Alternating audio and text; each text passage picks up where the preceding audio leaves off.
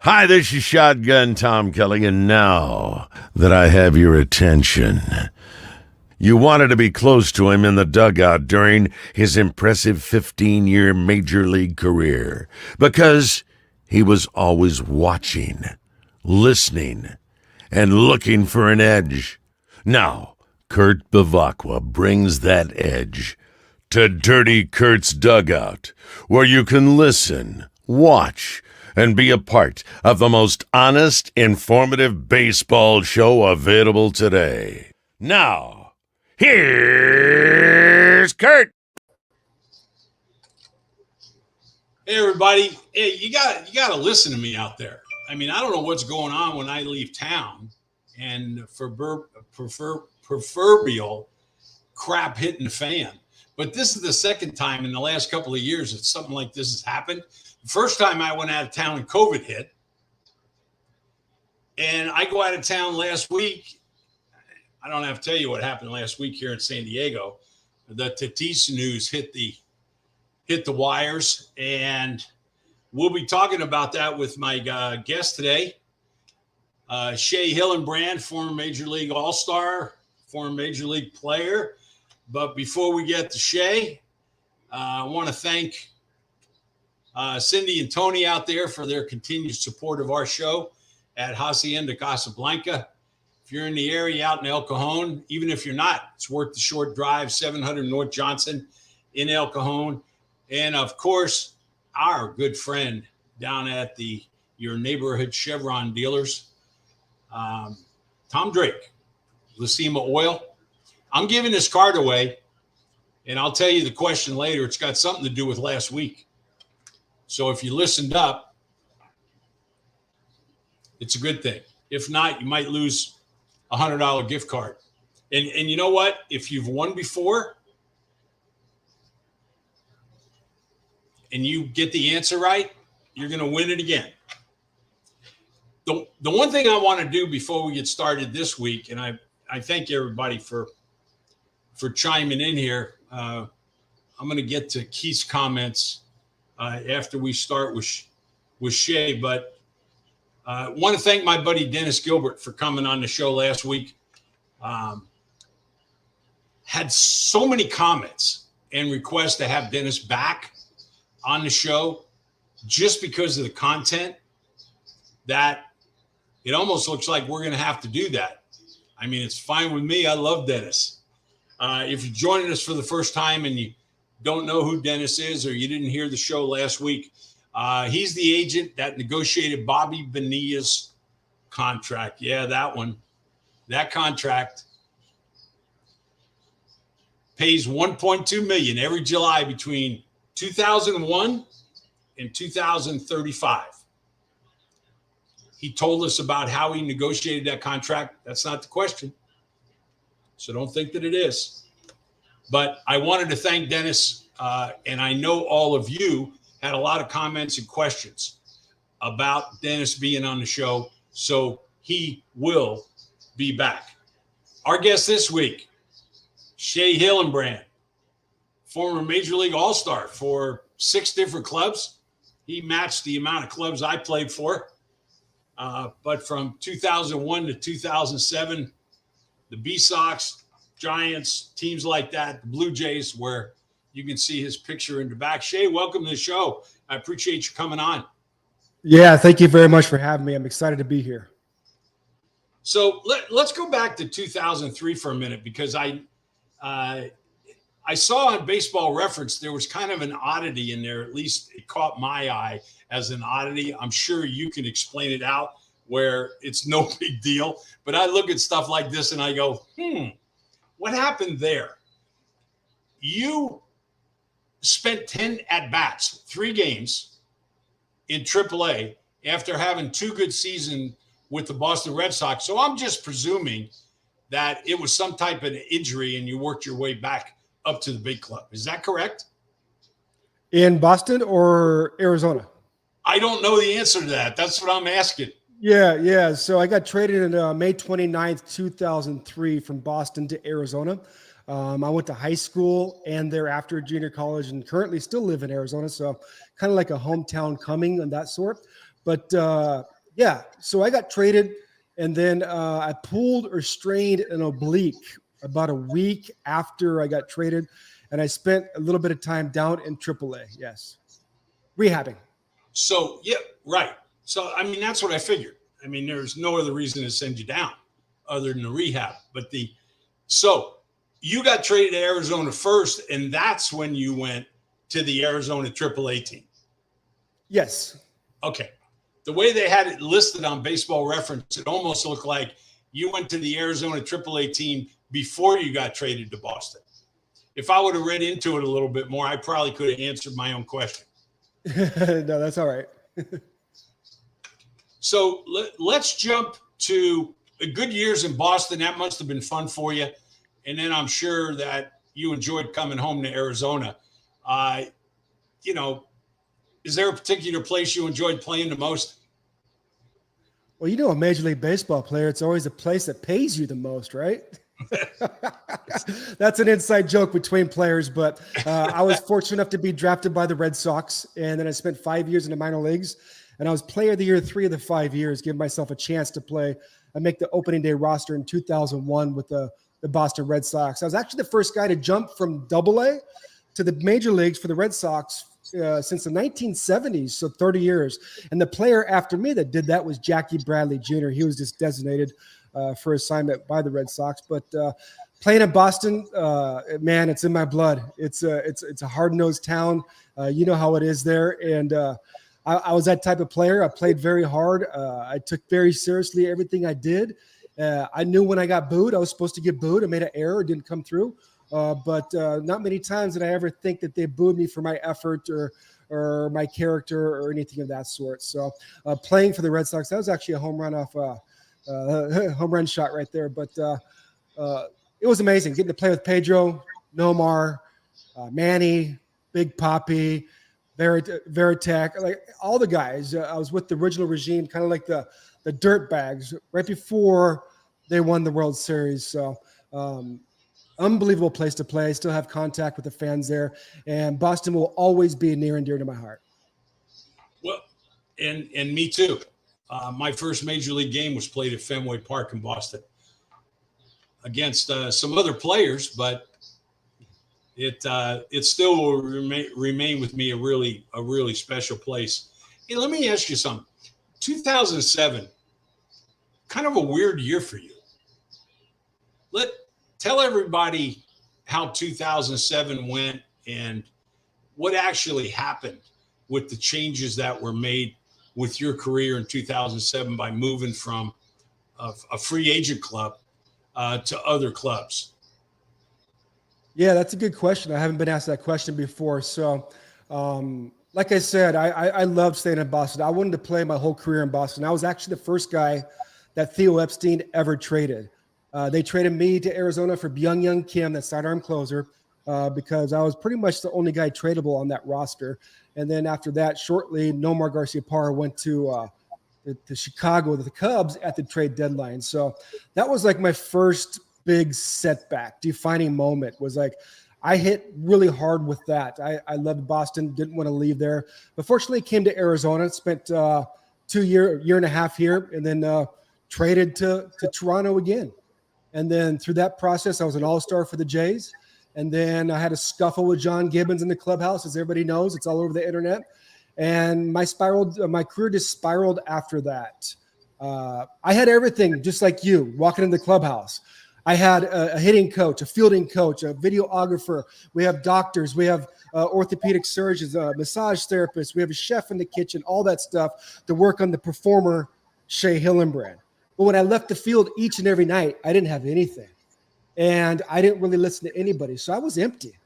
I was struggling. I had a lot of pain inside myself from the stories I told myself throughout my whole life. And those stories led me to the top of playing Major League Baseball, having success, but my ego got in the way to cover up that hurt little boy inside. So whenever I got into a situation that might have been controversial, I really didn't fit in. I just blurted out what everybody else thought I said. So going to my free agent market, pulling out of my neighborhood, believe it or not, after my 6th year playing Major League Baseball, I'm getting ready to get paid, be a free agent, multi-year contract. I get a phone call from New York, and I answered the phone. I said, hello. And it said, hi, is this Shea Hillenbrand? I said, yeah, this is Joe Torre. So Joe Torre gave me a personal phone call, and he says, I want you in pinstripes. I played very well in New York when I played with Toronto and I played with Boston. I love the big stage. I love the pressure. He says, I viewed you like an accent player like Tino Martinez, Paulie O'Neill, Scott Brocious. I need someone in here to protect, Jeter and A-Rod and Giambi and Sheffield. And I said, I'd love to go there. What happened? My agent blew that whole deal up. I find myself signing with the Angels, a 1 year with an option, and it was just a big blow. I wasn't emotionally prepared to be able to perform there. I'm on the team as a DH. And I remember one time early in the season, Mike Scioscia calls me in the office after a game. Man, I grew up watching Mike Scioscia. Like he's like, I'm a diehard Dodger fan. I loved watching Scioscia behind the plate in LA. And he calls me in the office. He says, Shea, you had your second at bat. You had a 3-1 count. You had a left-handed pitcher that grooved you a fastball in the inner corner, and you had a jam shot rolling right back to him. What is going on? And I said, Scioscia, I have no clue what's going on. I'm freaking lost.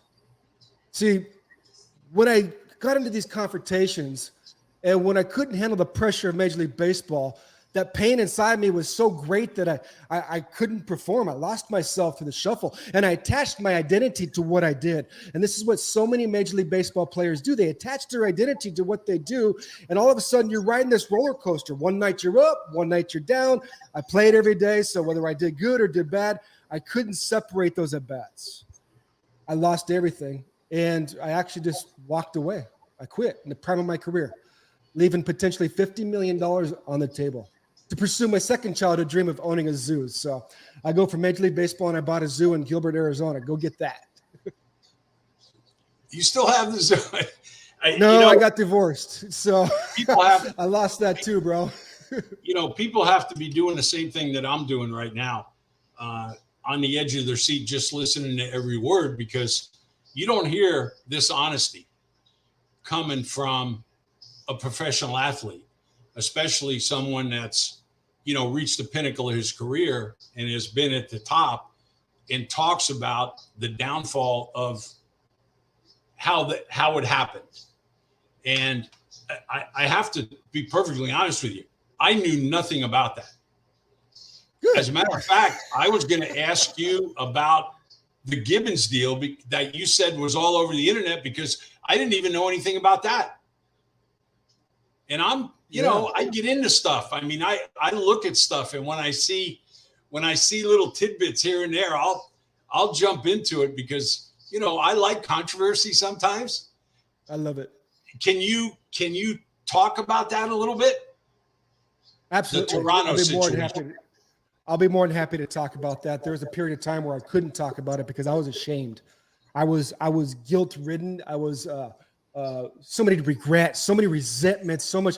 I was that guy that walked into the clubhouse with the Boston Red Sox my rookie year, and I'm playing with Dante Bichette. And I walk up from the dugout to the clubhouse. He says, son, sit down. And I said, yeah, I mean, this is Dante Bichette. Like, I watched him in high school and college and looked up to him. And he says, dude, this is my last year playing baseball, Major League Baseball. I'm going to sit on the couch next year, and you're going to make $100 million. I'm going to watch you hitting highlight after highlight after highlight. And you were able to see that sporadically throughout my career. I was the first guy to hit a game-winning home run off Mariano Rivera as a Red Sox player at Fenway Park. Getting to experience that was just asinine. All-star games. I hit 3 home runs in one game. I've done so many different things, but I never reached my full potential. So what happens is I go from Arizona to Toronto, and I'm going into my free agent market. And I couldn't handle the pressures. I couldn't handle the inner workings of the clubhouse, the nuances of the clubhouse. I was that guy after the game where all the players flip on the music after a game, after a win, pop open a cup of beers and say, hey, Hilly, you going out with us tonight on the town? And I said, dude, I'm not going out with you tonight. I don't even hang out with you in the clubhouse. What makes you think that I'll hang out with you when you go out there on the streets? I don't like you guys. And I was that controversial. I was that guy that really didn't fit in because I hated who I was as a person. So it comes down to a situation to where our center fielder, Vernon Wells, calls a player-only meeting because one of our setup pitchers, or pitchers in the bullpen, had called him out in the newspaper saying that he was dogging after a fly ball. Vernon Wells at the time was a franchise player. He's getting ready to get paid $100 million. But he ends up going to Anaheim and he gets paid $100 million there. So he's the guy that you want in the lineup every single day, whether he's hurt or whether he's healthy. He's just that presence for us to know that we might have a chance, because it just takes one swing for him to do something. It's cool. So he's calling a players only meeting. And I was that guy that just lived on the edge. And it was going around the clubhouse, all around the clubhouse about, hey, the ship's sinking, Toronto, the ship's sinking. And everybody was saying it. And I wrote it on the board. Players only meeting. You know that, right? No managers, no coaches, no clubhouse staff. Nobody's allowed in the clubhouse but the players. So I'm trying to lighten the mood, because Vernon Wells is going to tear this picture apart for what he did, calling him out in the newspaper. So I said, so stupid. I said, ship sink and play for yourself, just to make people laugh. And another player wrote, play for your paycheck too. And the hitting coach peeked his head in the clubhouse, saw that, and says, hey, manager wants to have a meeting with you guys after this meeting. After that meeting, John Gibbons comes in. Who the heck wrote this on the board?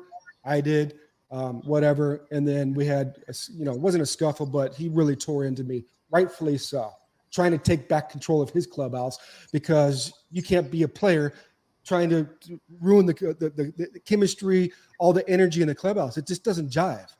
So he tore, and the only player, which is very interesting, to go to my defense in that time, was Roy Halladay. Roy Halladay stood up for me, whatever. But that's just a side note, because unfortunately Roy Halladay passed away in that plane accident a few years back. So I just that was it. That was pretty much the end of my career. I'm packing it up. I can't figure this out. I'm acting like a complete idiot in the clubhouse. If I'm not feeling good, if I'm not in the lineup, I'm going to let you know. I deserve to be in the lineup. I'm a all-star, perennial all-star, and I deserve to play every day. It wasn't about the team. It was about Shea Hillenbrand, because I need to get paid. I'm getting ready to get paid $10, $12, $15 million. And if I get that money, then maybe people will like me. Maybe people will accept me. Maybe people think that I'm worthy enough, because I didn't feel worthy enough. I felt like the biggest piece of crap in the world when I didn't have that uniform on. The only place I felt solitude in my life was in the batting cage, working on my swing, or in the batter's box, performing in front of 40,000 every night and on ESPN. And I think this is pretty common with a lot of players out there, especially nowadays, because we get so wrapped up in the identity. And when I left the game in the prime of my career, I became fascinated. Why didn't that Shea Hillenbrand reach his full potential of $100 million? I knew I could hit 330 home runs and 100 RBIs every single year. I knew I was capable of doing that, and I didn't do it. I flirted with it. One year I hit 310, one year 97 RBIs, another year mid-20 home runs, 45 doubles, and I did it. But what happened was the stories that I'd tell myself: you're not good enough, you're not lovable, your dad doesn't love you, because experiences that happened with my father and myself when I was in my adolescence, when I was a young kid, really defined my belief system of who I really believed about myself. Yes, I was always one of the best players. I was actually the best soccer player in high school. Yes, I was really good in college. Yes, the minor leagues, and yes, the major leagues. But if I didn't have that, once that veil got stripped from me, that veil of Major League Baseball player, hey, don't you know I'm a two-time All-Star? I fly private jets. I have millions of dollars, 6 cars, 3 mansions. Don't you like me? Am I good enough for you? And once all that was stripped from me, I was left with nothing but looking at myself in the mirror and saying, who are you? You're really just a piece of garbage. And it took me to go through some really dark places in my life to really discover who I truly am and to discover my smile. See, every time I played Major League Baseball and every time I took a picture with the fan, I always had a smile on my face. You'll never see a picture, regardless of all the turmoil, all the pain, all the internal struggles I had. You'll never see me not take a smile with a picture. And I made a pact with myself that you never know if a fan could be on their last breath, could be on the brink of giving up. And if that interaction with me with a smile could just give them one more hope, one more chance, one more day, just to get through the hell that they're going through, because we all have internal struggles, that would be it. But what I didn't realize through that process, the whole time I was searching for my own smile. I was always told, hey, just if you hit, just hit, just hit, just hit. You hit, you go to the big leagues. We'll find you a spot. Draft as a shortstop, played catcher, first, third, DH, left field. I played it all. I was like the ultimate utility player. If you just hit, you'll go. I didn't have to worry about learning how to communicate with people. I didn't have to worry about understanding how to establish healthy relationships with people. I'm Shea Hillenbrand. I mean, I had little girls in the stands holding up signs saying, will you marry me, Shea? I'm doing autograph signings and $10,000 an hour. And girls come to the table crying and shaking just because they got to meet me. Don't you know who I am? But I really didn't know who I was in the core. And that's what really drove me to the point to take the actions that I took throughout my Major League Baseball career. Do I regret it? No, because it wouldn't have never led me to where I am now. Could I have taken different actions? Did I want to take different actions? 100%. The Shea Hillenbrand you see right now is the real Shea Hillenbrand, not the guy that called Theo Epstein explicatives on the radio in Boston, and not getting in a fight with John Gibbons, not doing all these different things. That was just a hurt little boy screaming for help. Well, you got the smile now. That's a good thing. So, again, I want to get back to our viewers and listeners. I want to thank you for tuning in. Shea Hillenbrand, my guest this week. Can't get more honest than this guy. I can tell you that. Was a Major League All-Star, played for many years at the Major League level for 6 different teams, and had some dark times while you were playing. There's a kid here in San Diego that's going through some dark times right now. And that's Fernando Tatis Jr. I'm going to ask you, and I really wasn't going to go there, but maybe it's because of your honesty. You played at a time that really almost overlapped the entire steroid era.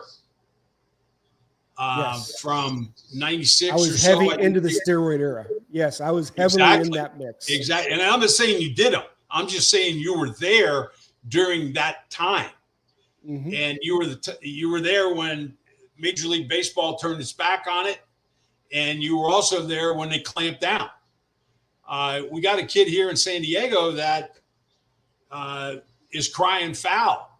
His parents are crying foul. He's got Hall of Famers that are on network television. They happen to be from the Dominican Republic where he's from, but just the same, they're sticking up for this kid. Do you think steroids are making their way back even more?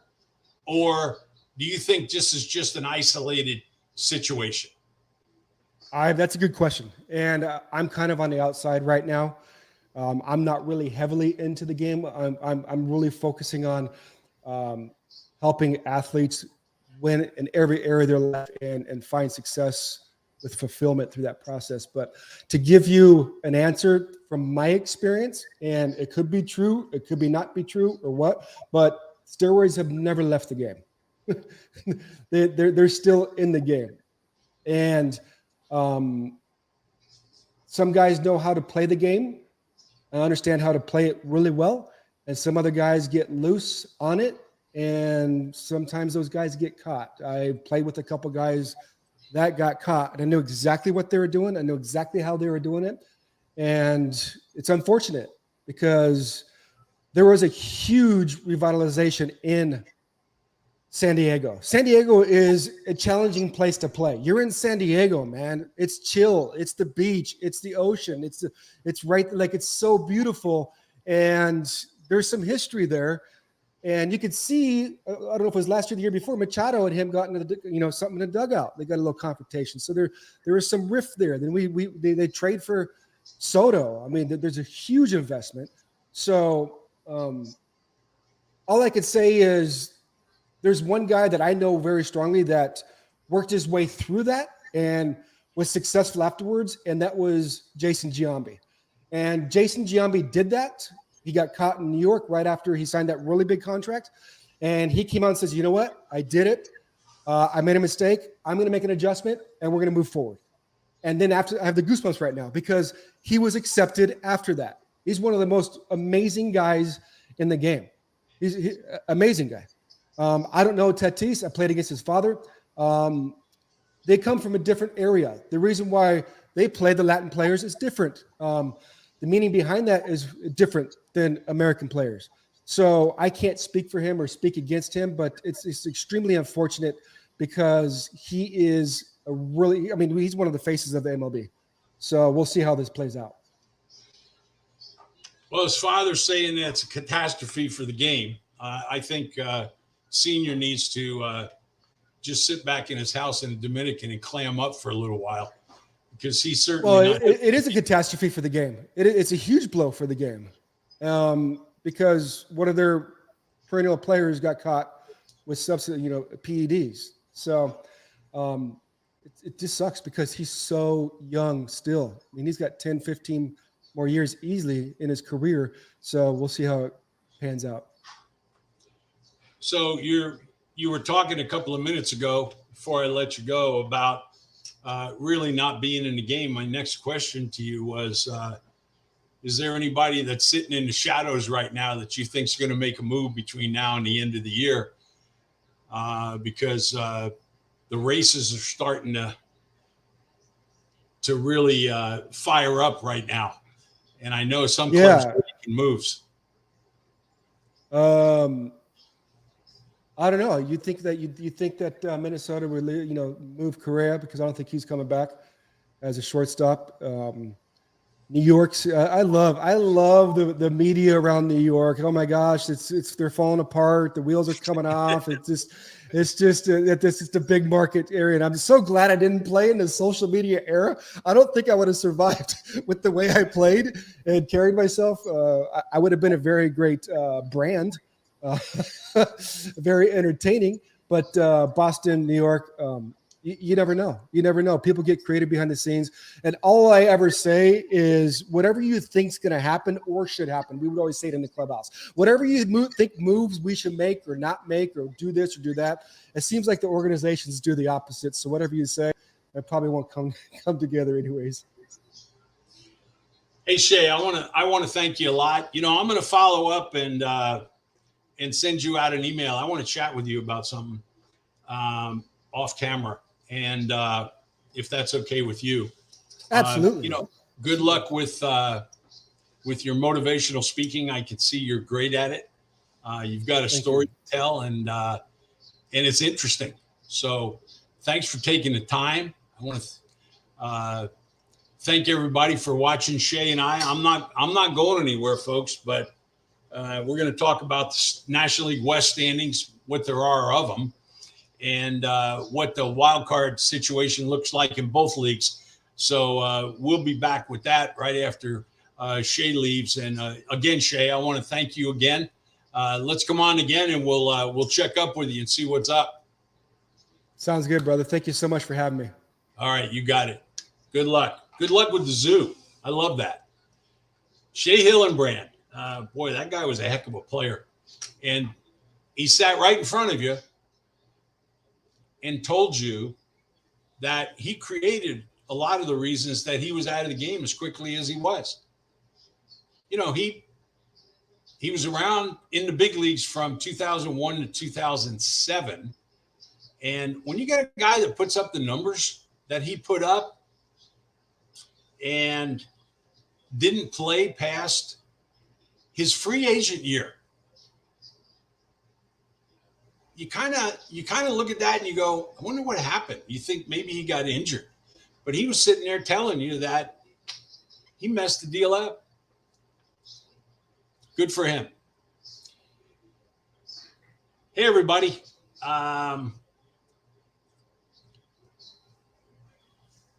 You know what? I'm going to give you guys an opportunity to win this $100 gas card from Chevron, courtesy of Lacima Oil, good folks, and Tom Drake. I'm going to ask you a question about last week's show, of which I had Dennis Gilbert on. And Dennis Gilbert talked about two things that he did before he became a player agent.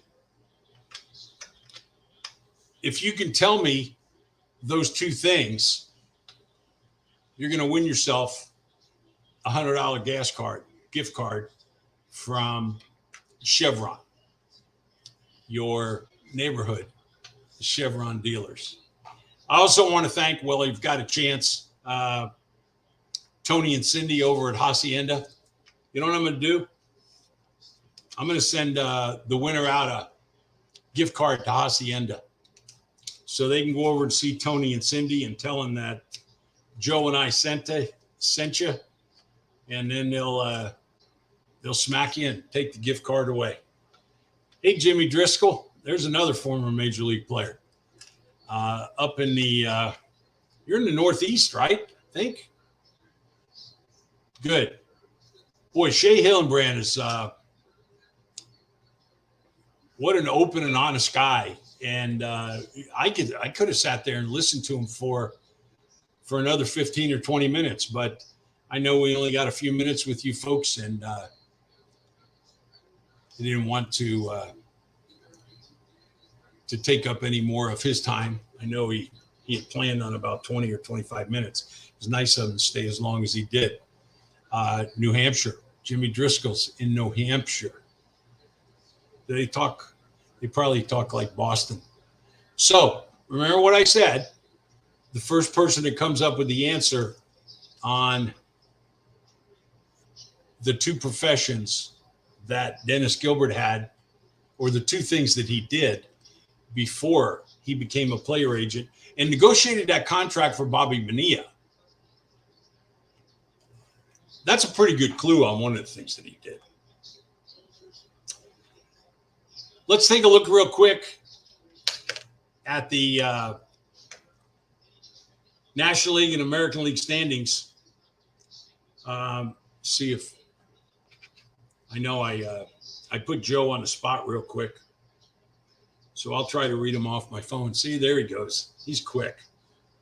So that's the American League, as we can see. You remember when a week and a half or 2 weeks ago, there was all this talk about, not all the talk, I mean, it was evident. The New York Yankees were just running away with stuff. Well, look what happened. In the last week, they went 3-7. The two teams that are behind them, Tampa Bay and Toronto, if they hadn't have gone 6-4 and 4-6, this race could have been 3 or 4, 5 games at the most. You know, if they put together a 9-1 streak, that's how quick it can happen, folks. Look how quick it happened in the National League West. You know, it was back 3-4 weeks ago now, but the Padres were a game and a half out of first place behind the Los Angeles Dodgers. And the Los Angeles Dodgers just kept playing crazy good baseball. Give them credit. You got to give credit where credit's due sometimes. And the Dodgers deserve it. Although they went on a little tailspin lately. And it's good for the Padres, and it's good for the rest of the National League that they did, because when that happens, you lose a little confidence. I think the one team in all of Major League Baseball right now that's as confident as any team, whether they're in the American League or the National League, are the Houston Astros. I tell you what, Cleveland might not be too far behind, but I think those two teams have more confidence than all the other teams in the American League, and certainly all the other teams in the National League. Although you'd look at the Dodgers and you go, well, how can you say that on a team that's got 77 wins? Well, it's because of the way they played lately. You know, you can walk out of the clubhouse all you want to and say, yeah, we're in a little bit of a tailspin, but that kind of starts eating at you. And then you go to the ballpark the next day and you get another good performance by another starting pitcher on the opposition, and you walk out of the clubhouse again and you go, okay, what's going on? Trust me, that happens. The Padres, if you're a San Diego Padre fan, they're not fighting for the National League West, folks. They're fighting for a wild card spot, and it's a little shaky right now. It's a little shaky. That's the National League standings. You can see the Mets have a 3.5 game lead over the Braves. The Brewers are 3.5 games behind the St. Louis Cardinals. That doesn't surprise anybody. And then you look down in National League. Did I say 77 wins? Yeah, that was last week. I meant to say 81. Sorry about that. A 17-game lead on a team that's 11 games over 500 and playing 545 baseball. Dodgers playing phenomenal baseball, folks. That's the way the National League looks. But let's look at the wild card standings, because that's what I find really interesting. As many games back as San Francisco Giants are in the National League West, they're still only 5.5 games out of the wild card spot, the last wild card spot. As you can see, the San Diego Padres are behind both the Atlanta Braves, who have a 7.5 game lead. 7.5 games over the surprise of baseball, as far as I'm concerned, and that's the Philadelphia Phillies.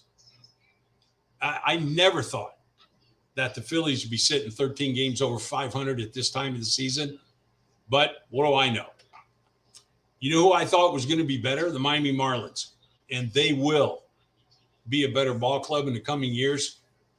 They can make a couple of trades here and there and draft well, again, like they've done the last couple of years. But, boy, that young club has got some kind of good pitching, and they're going to be tough. So you got San Francisco, Milwaukee, San Diego, Philadelphia, and Atlanta. Those are the 5 teams that are going to take 3 wild card spots. I don't see any other club in the National League making a move to challenge any of those 5 clubs for one of the wild card spots. The important thing with this wild card is to get home field advantage. Going through and playing on the road in the first wild card spot, if you don't have a bye, and the second one, if you play again on the road, and then going into the National League Championship Series, it's really grinding. It really is. And for a club to make it out of that situation, you've got to be awful lucky and get some great performances by certain players on your club, which you don't know who those players are going to be. I mean, you can go down every roster and point out guys that need to perform in the postseason. But let's face it, there are guys that you would not necessarily point out that also need to have a good postseason for that team to gel and to work. I mean, with Shea talking about his situation in Toronto and Vernon Wells having a players-only meeting, that's a team without good chemistry. The Toronto Blue Jays that year, that in 2007, with all of that happened, didn't have good chemistry. I hate to say it, but I'm wondering the same thing about this Padre team here in San Diego. And Mac pointed out that the Giants won as a World Series road dog. That's true. They did, but that doesn't make it easy. That doesn't make it easy. And that was 8 years ago. If it was 2014 when they did it, it's a hard thing to do. Not saying it can't be done. It's just very, very difficult. I appreciate everybody tuning in. I want to thank Tony and Cindy at Hacienda Casablanca again. I don't know what's going on with people sending in guesses as far as the trivia question about what Dennis Gilbert did before he became an agent. I mean, he made it perfectly clear, and we talked about it during the course of the interview. So shame on you for not listening more closely to the interview with Dennis, because not only was this interview today compelling and open and honest. The one last week with Dennis was the same way. No one's guessed. Keith claims he knows it, but he's not a local. Well, you don't have to be a local for the gas card, but you would have to be a local if I sent you to the Hacienda Casablanca gift card. So if you want to throw that guess in there, Keith, I'll give you another 30 seconds before we hit the road. And I tell everybody what the answer is. But the question was, what were the two things that Dennis Gilbert did before he became a player agent? Dennis Gilbert right now is a special assistant to this day, for Jerry Reinsdorf and the Chicago White Sox. This guy's been around the game for a long time. He knows his stuff, and people want to hear what he has to say.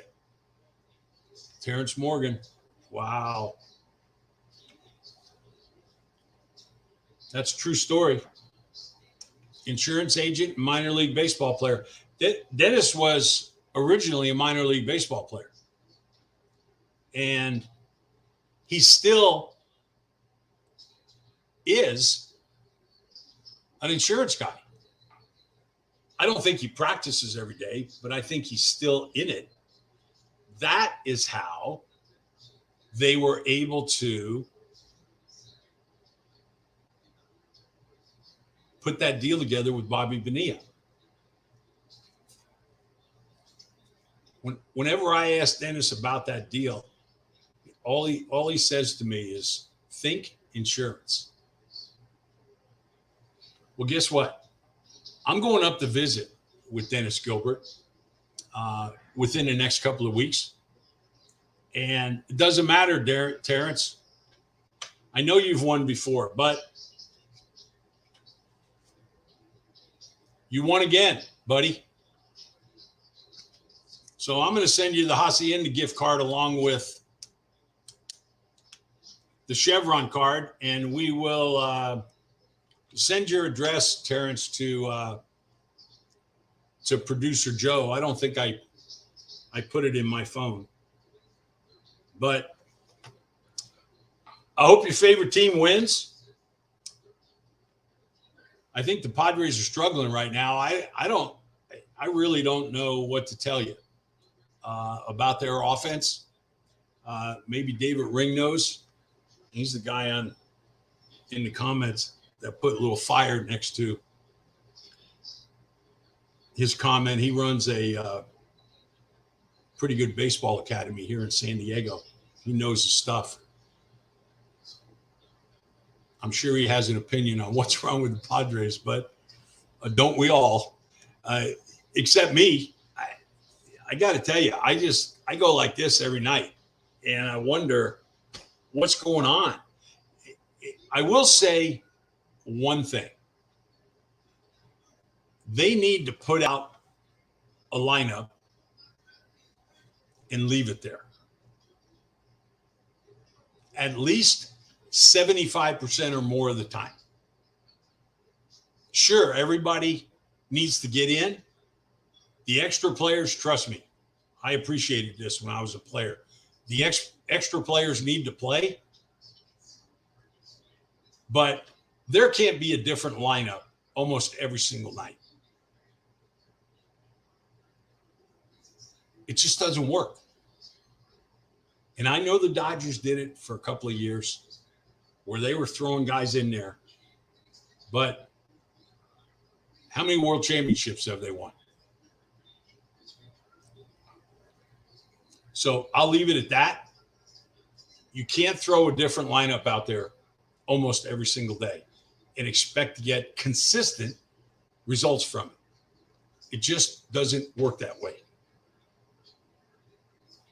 I've been in every position in a lineup. I know the mentality. of what it is when you're put in a different position in the lineup. You try to become a different hitter.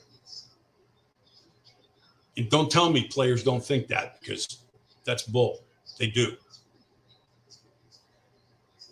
We'll see you next Thursday at 3:15. Thank you, Joe, for producing. I appreciate it. Thanks again for the people that stand behind us, Tony and Cindy out of Hacienda.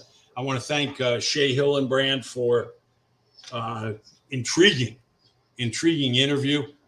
All of you for tuning in and watching and throwing your 2 cents out there. Terrence, you be in touch with producer Joe. I'll get these cards out to you. Thanks for watching. And we will see you next Thursday at our normal time at 3:15. So until then, this is Kurt Bavacqua saying Dirty Kurt's Dugout is out of here. Thank you.